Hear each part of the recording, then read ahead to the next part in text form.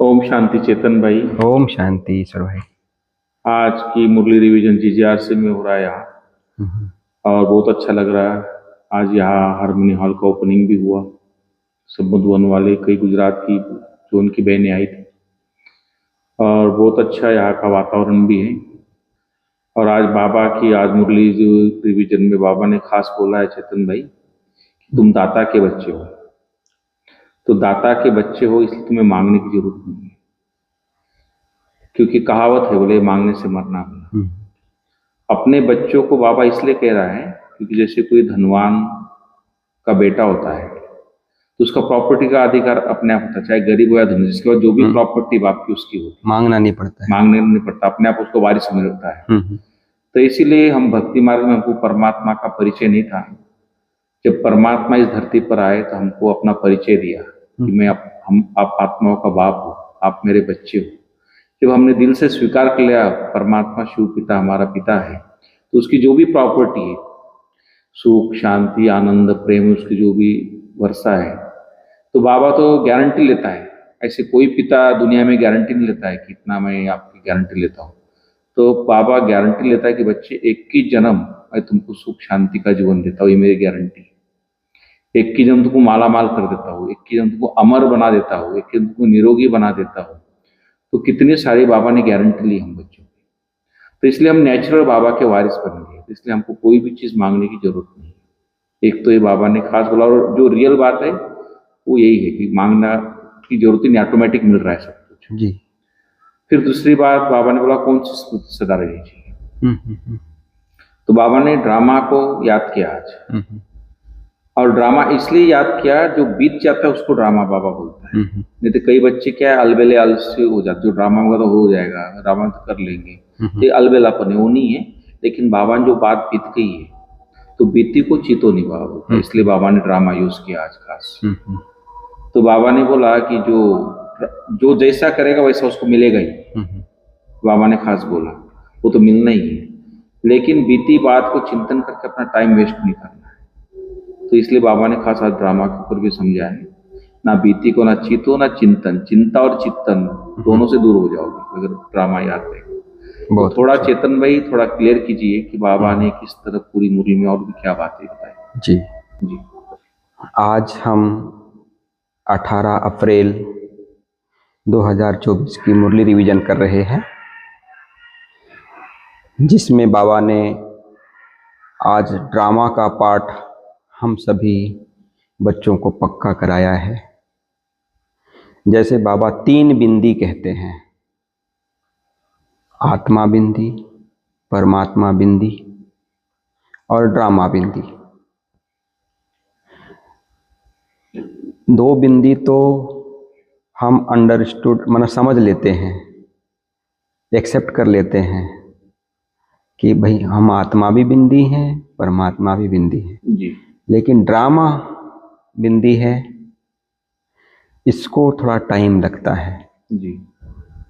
क्योंकि बाबा कहते हैं जितना निश्चय भगवान पर है उतना ही निश्चय ड्रामा पर और ब्राह्मण परिवार पर भी होना चाहिए जी। तो ड्रामा बहुत गुह्य है, जिसको बाबा ने हम बच्चों को सहज शब्दों में समझाया है जी।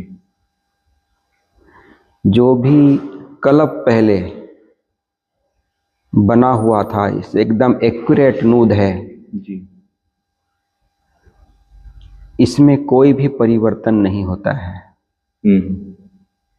एक्यूरेट टाइम पे भगवान आते हैं जी। एक्यूरेट टाइम पे सतयुगी दुनिया आती है, फिर द्वापर आता है जी, फिर कलयुग आता है, फिर संगम, फिर सतयुगी दुनिया जी। तो ऐसे ही मतलब ये सृष्टि चक्र एकदम एक्यूरेट बना हुआ है जी। इसमें एक लेस मात्र भी परिवर्तन नहीं हो सकता है। इसलिए बाबा कहते हैं कि ड्रामा मतलब जो बीत गया जी, उसके लिए कोई चिंतन व चिंता जी कदापि नहीं करनी चाहिए। बिल्कुल। जैसे कहते हैं ना, भूतकाल में जी प्रेजेंट में जीना चाहिए। जी भूतकाल मतलब भूतों के वश जी रहे हैं। जी तो ऐसे जो बीत गया, जी जो ड्रामा हो गया, उसके बारे में सोचना, उसके बारे में चिंतन करना, जी उसको रिपीट करना, जी उसका जगह जगह वर्णन करना, जी चिंता करना, इसलिए बाबा कहते हैं पास्ट इज पास्ट। जी बिल्कुल। उसको बिंदी, जितना भगवान को समझते हैं कि बिंदी लगा दी है, बिंदी को याद करना है। हम आत्मा बिंदी है तो परमात्मा बिंदी है।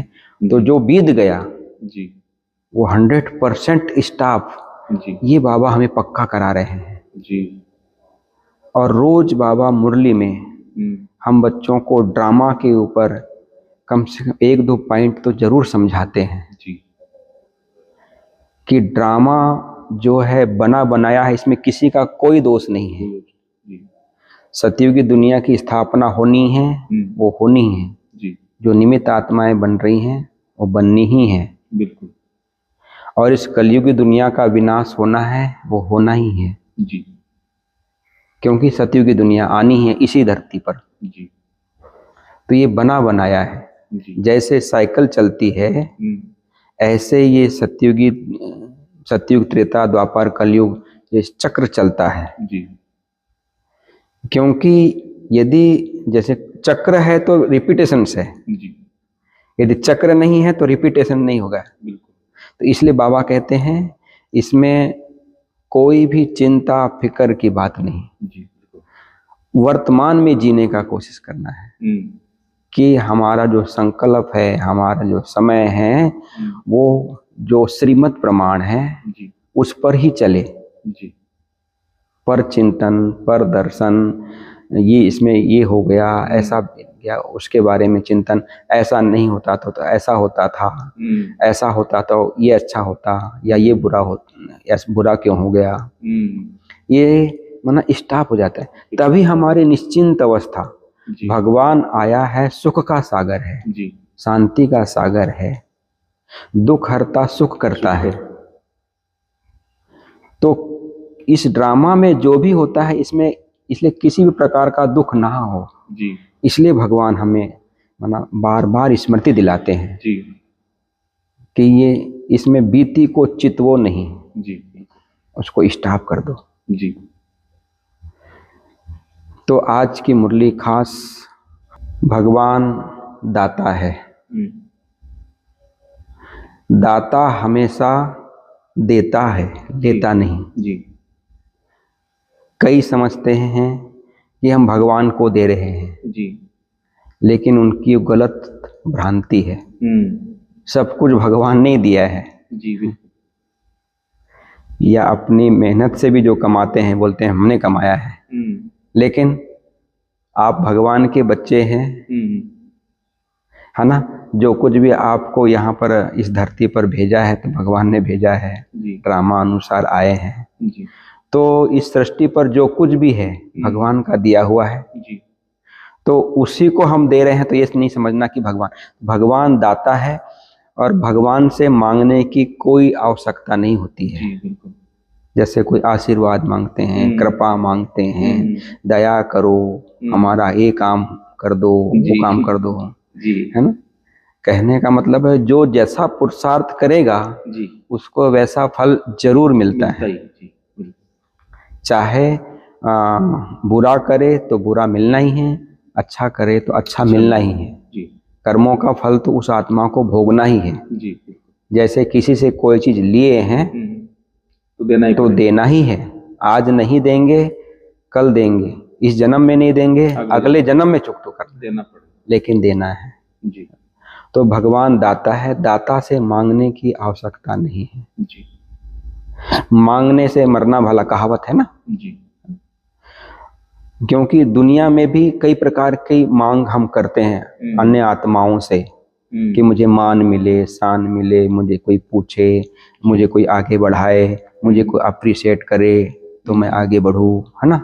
ये इच्छा भी बाबा समाप्त कर देते हैं। बिल्कुल।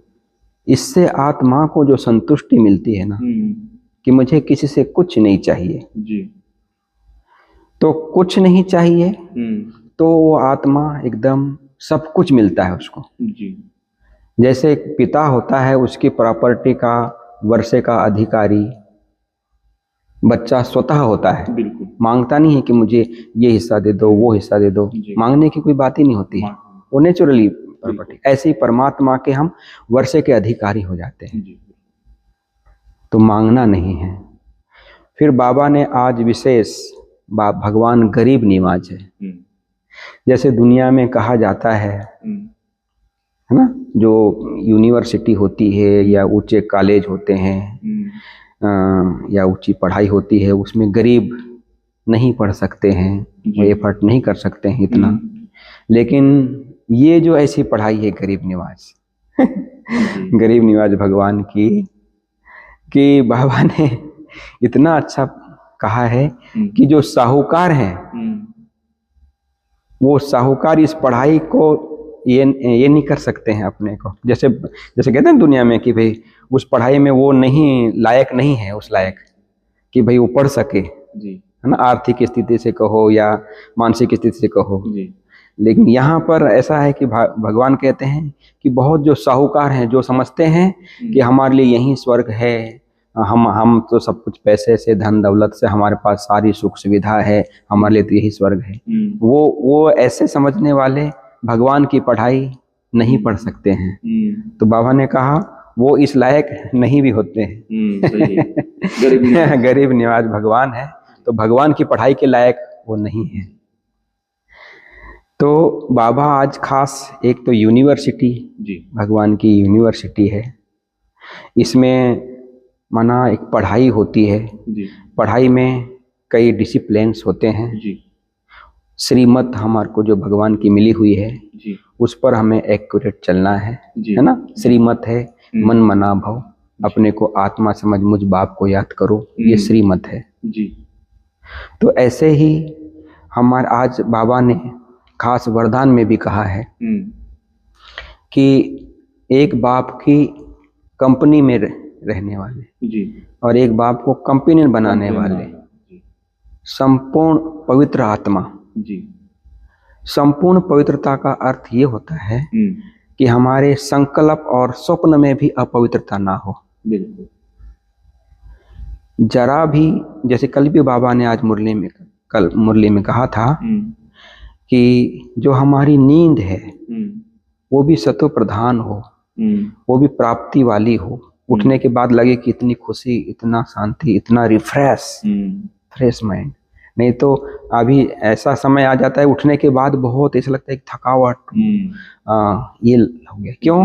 क्योंकि तमो प्रधान नींद हो जाती है, जिसको सुलाना। हाँ, कुछ माना एक तो भगवान को सौंप कर नहीं सोते हैं कि भाई जो भी दिनचर्या है भगवान तेरे, हम निश्चिंत हैं, आज का पाठ पूरा हुआ, कल आप जगाएंगे, हम जगेंगे, इस दुनिया में पाठ बजाएंगे। ये अवस्था रहती है कि सब कुछ उसका है, करण कराना, और हम तो निमित्त मात्र कर रहे हैं, आज का दिन पूरा हुआ, भगवान ये सब कुछ है उसका है। तो भगवान उसमें सहयोग भी देते हैं और हमारी थिंकिंग भी उस अनुसार नेचुरल रहती है। तो माना पवित्रता जो होती है ना, संकल्प और हमारे स्वप्न में भी पवित्रता मतलब हमारी बनी रहे, उसको कहते हैं संपूर्ण पवित्रता। तो संपूर्ण पवित्रता को बनाए रखने के लिए हमारी दिनचर्या को बहुत एक्यूरेट बना के रखना है, हमारे संकल्प जरा भी व्यर्थ ना हो, इसका भी ध्यान रखना है ना। तो फिर प्यारे बाबा ने आज खास एक तो गरीब निवाज के बारे में कहा, और ये स्पिरिचुअल जो हम एक दुनिया में कॉन्फ्रेंस बहुत होती है, लेकिन ये एक स्पिरिचुअल कॉन्फ्रेंस है ना। तो इसमें कॉन्फ्रेंस में माना एक रूहानियत होनी चाहिए, कोई जिस्मानी नहीं, कोई दुनिया की जैसे नहीं, रूहानियत के आधार पे होना चाहिए, इसलिए बाबा ने कहा। फिर बाबा ने ये कहा कि भाई किसी के भी प्रभाव में ना आकर अपना ज्ञान का प्रभाव दूसरों पर डालना है। जैसे ज्ञान का प्रभाव का मतलब ये होता है कि हर जगह हर किसी को ज्ञान सुनाना नहीं। जी। ज्ञान का प्रभाव मतलब हमारे संकल्पों का, वाइब्रेशंस का प्रभाव, जी। हमारी वाचा का प्रभाव, हमारी दृष्टि का प्रभाव, हमारे कर्मों का प्रभाव, उस स्थान पर, उस एरिया में, उस जहाँ पर भी हमारे संबंध संपर्क में सब में पड़े, वो है ज्ञान का प्रभाव। जी। तो ये बाबा ने आज कितनी ड्रामा पर भी विस्तार से समझाया है। दाता क्या होता है? भगवान ही एक दाता है, बाकी सब लेवता है जो आत्माएं हैं। ये भी स्पष्ट बाबा ने किया है। ये यूनिवर्सिटी है, भगवान गरीब निवाज है ना। इस पर भी बाबा ने विस्तार से समझाया है।